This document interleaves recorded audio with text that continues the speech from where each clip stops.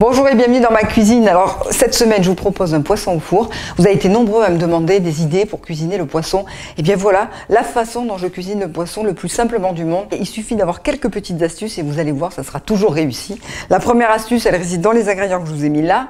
Et bien c'est le choix du poisson. Et bien moi j'achète rarement des filets. Vaut mieux acheter chez son poissonnier un poisson entier selon le nombre de personnes. Là c'est un poisson, un pagre de 600 grammes. Donc on va pouvoir manger à 3 personnes ce soir.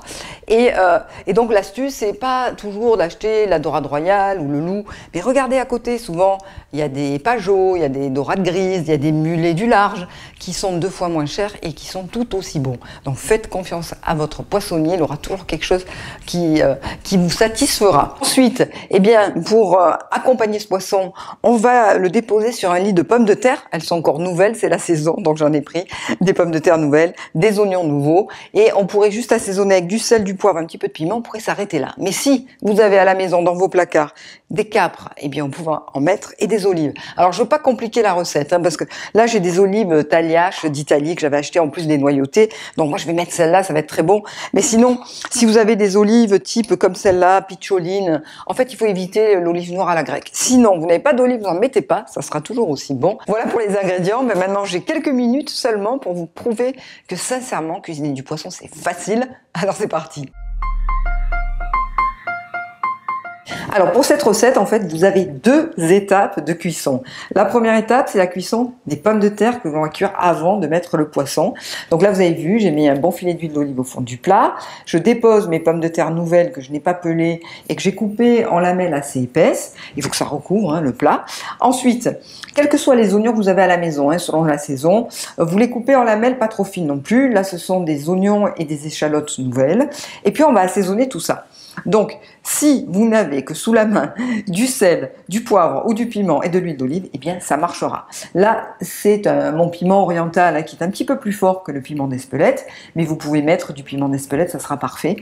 Mais si vous pouvez rajouter quelques ingrédients que vous auriez là aussi dans vos placards, comme des olives, là, des olives italiennes, Taliache, des noyautées ou des picciolines ou des olives de Nyons, des toutes petites olives. Si vous avez des capres, vous pouvez mettre 2 grosses cuillères à soupe de capres. J'aurais pu rajouter des tomates cerises, un filet de vin blanc, un petit verre de vin blanc qui me restait au réfrigérateur, et tout ça va cuire 25 minutes dans un four à 180 à peu près.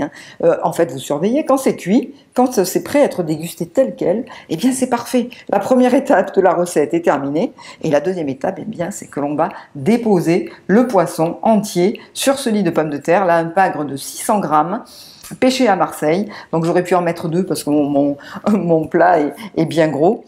Et l'attention, très important, j'ai baissé la température du four à 150 et ça a cuit 15 minutes pour 600 grammes, à four doux en fait. Parce qu'en fait, si vous réussissez la cuisson du poisson, eh bien, c'est que quand vous commencez à le dépioter comme ça doit un petit peu accrocher à l'arête là. L'arête là où il est le plus dodu, ça doit être encore un petit peu cru. Ça veut dire que le poisson va finir de cuire le temps de le dépioter. Là, je le fais comme je fais à la maison, c'est-à-dire avec les doigts, j'enlève toutes les arêtes, je trie toute la tête, la queue pour ne rien gaspiller. Et comme ça, c'est prêt à manger. Je dépose mes filets sur le lit de pommes de terre, je garde même au four, si on passe pas tout de suite à table, ça reste chaud, le poisson donc libère son jus sur les pommes de terre et c'est là où c'est vraiment super bon.